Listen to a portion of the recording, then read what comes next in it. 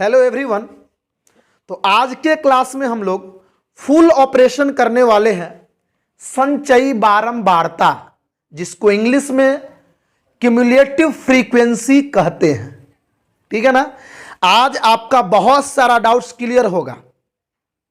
वैसे डाउट्स जिसको वैसा कॉन्सेप्ट जिसको आप लोग लीपापोती करके चलते हैं, वो लीपापोती करने से काम नहीं चलेगा।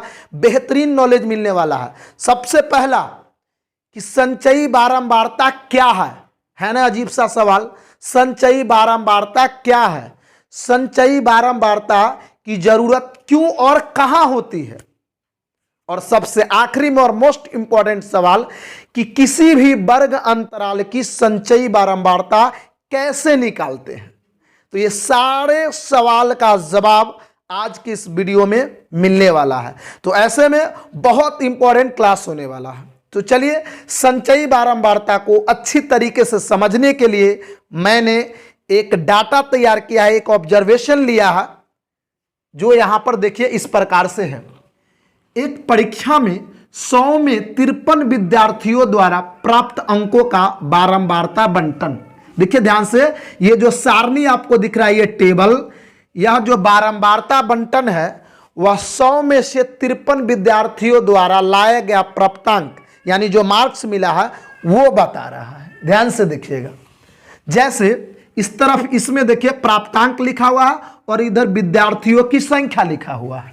जैसे 0 से 10 के बीच में लाने वाले कितने विद्यार्थी हैं, यानी वैसे विद्यार्थियों की संख्या जिन्होंने 0 से 10 के बीच में मार्क्स लाए वो कितने हैं, 5। और 10 से 20 नंबर लाने वाले विद्यार्थियों की संख्या कितना है, 3। और 20 से 30 नंबर लाने वाले विद्यार्थियों की संख्या कितना है, 4।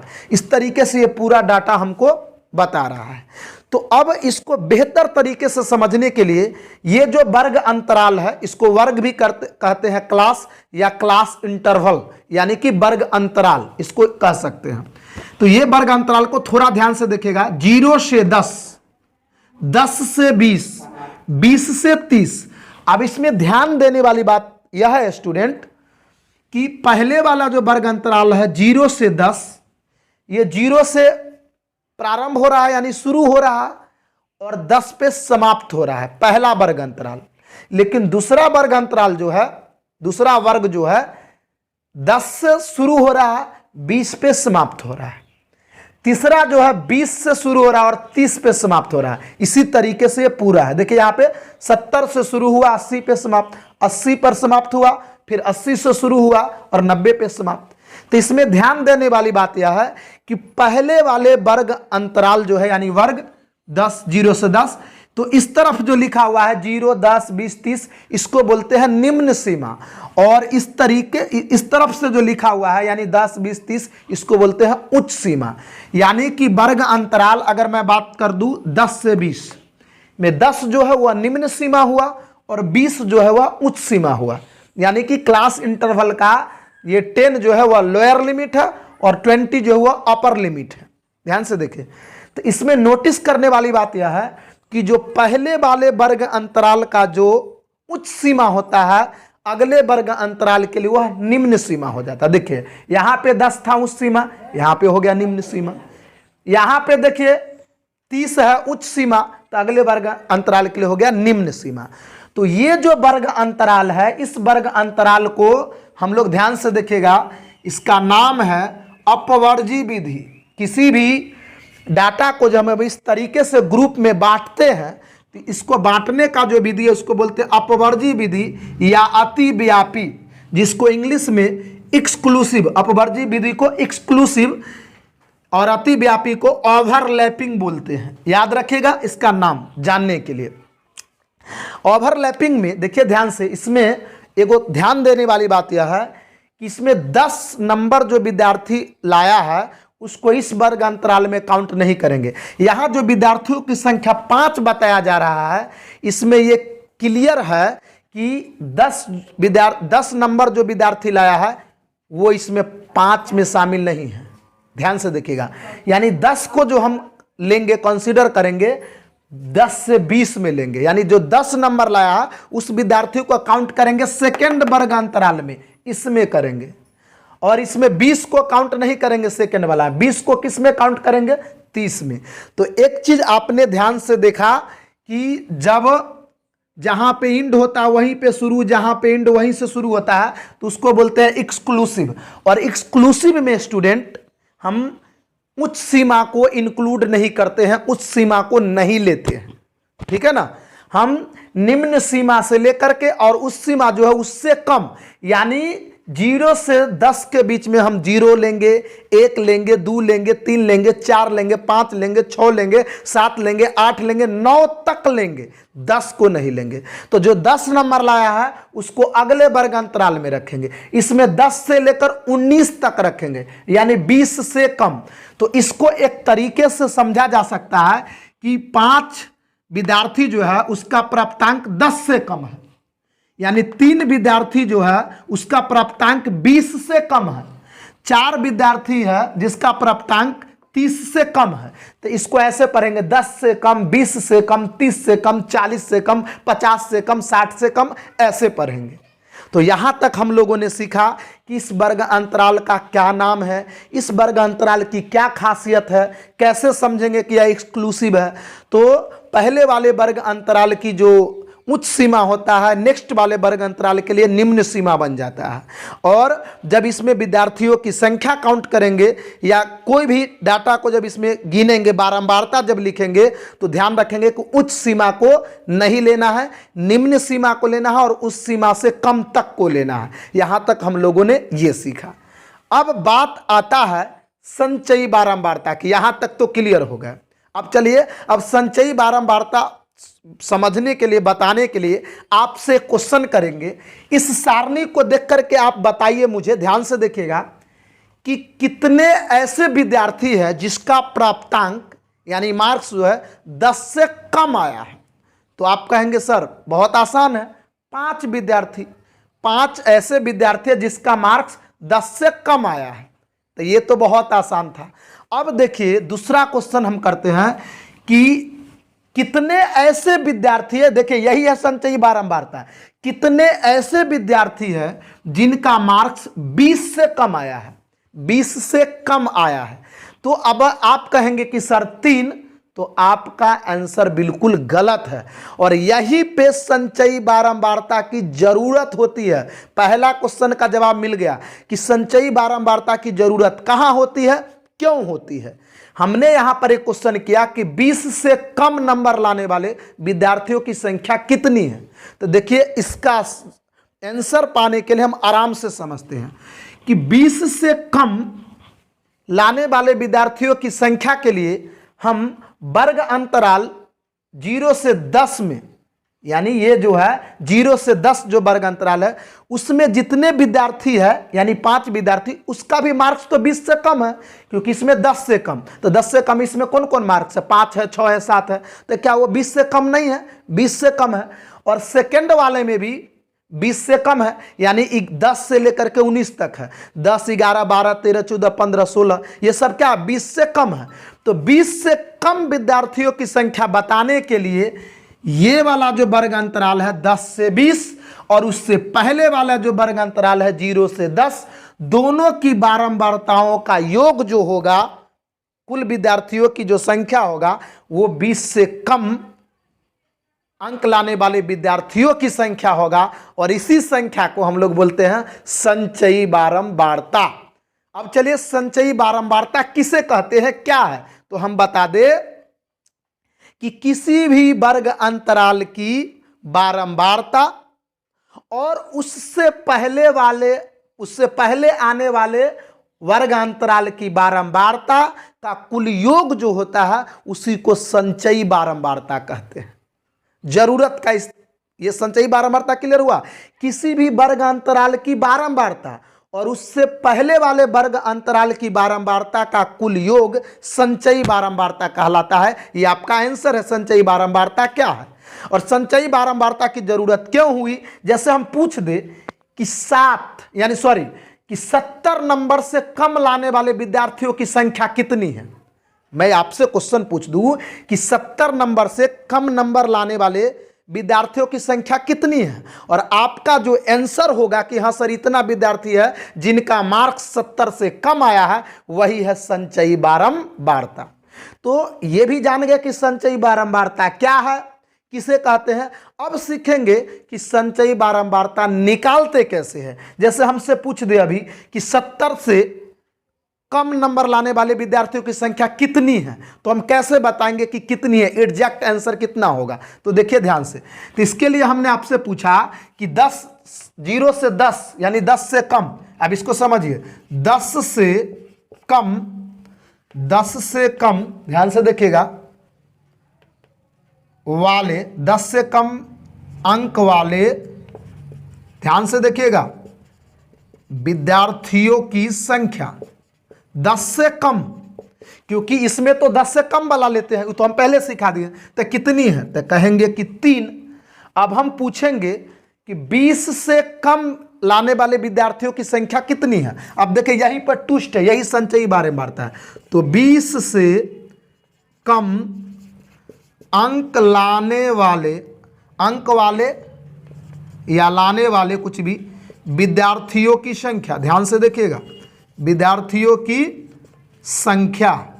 अब देखिए, तो 20 से कम लाने वाला मतलब देखिए 20 से कम, इसमें जो 3 यानी इस वर्ग अंतराल में जो 3 विद्यार्थी है, इसका मतलब इसमें 20 को नहीं लेना है, 20 से कम लाया है, तो ये 3 गो विद्यार्थी इसमें है, और ये भी तो 20 से कम नंबर लाया है, क्योंकि इसमें तो और 10 से कम वाला है, तो 10 से कम 20 से कम नहीं हुआ, यानी इसमें 8 नंबर लाया है, वो भी विद्यार्थी है, तो 8 नंबर 20 से कम लाया कि नहीं। तो 20 से कम अंक लाने वाले विद्यार्थियों की संख्या के लिए तो पहले तो इसमें कितना भी, माफ करना, कि 10 से कम नंबर लाने वाले विद्यार्थियों की संख्या कितना था, 5 था।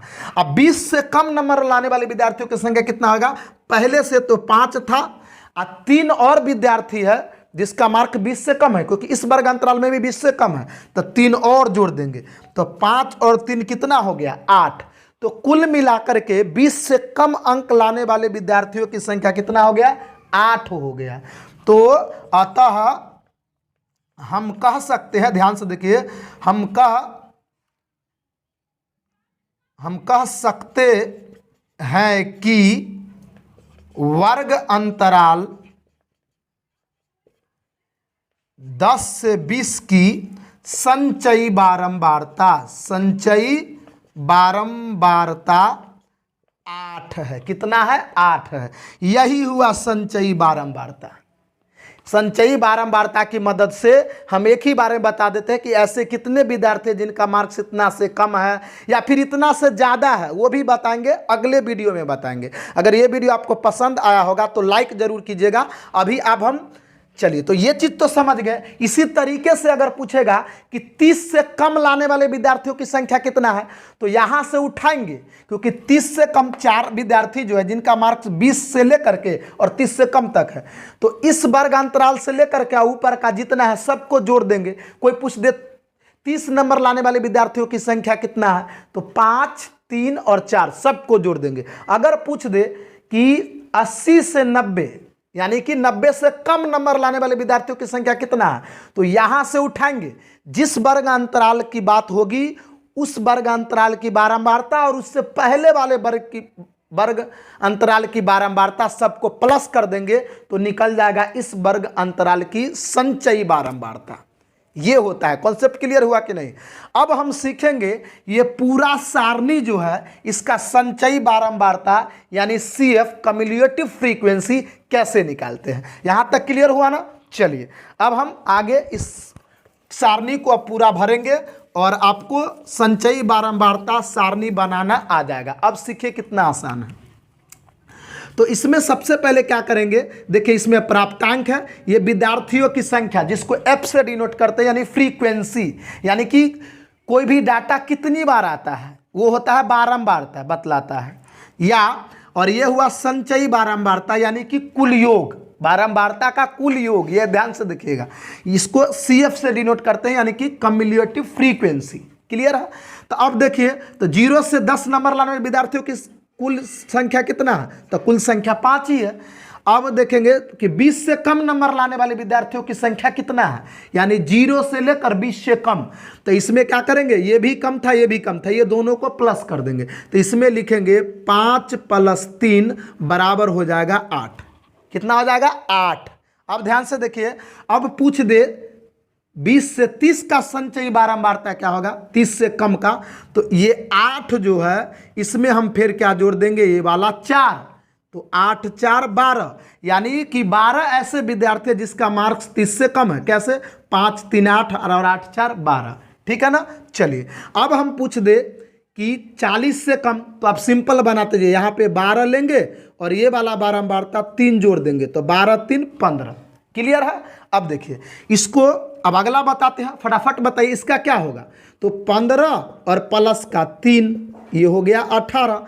तो आपसे ऐसे ऑब्जेक्टिव में क्वेश्चन आ जाए 3-4 वर्ग अंतराल दे दे, ठीक है, और पूछ दे कि इस वर्ग अंतराल की संचयी बारंबारता कितनी है। ध्यान से, संचयी बारंबारता अगर पूछ दे इसका, तो क्या करेंगे, जिस वर्ग अंतराल की संचयी बारंबारता पूछा है उसकी बारंबारता और उससे पहले आने वाले वर्ग अंतराल की बारंबारता, यानी इससे पहले वाले सभी बारंबारता को प्लस करके बता देंगे। कितना आसान है संचयी बारंबारता, मजा आ रहा है कि नहीं।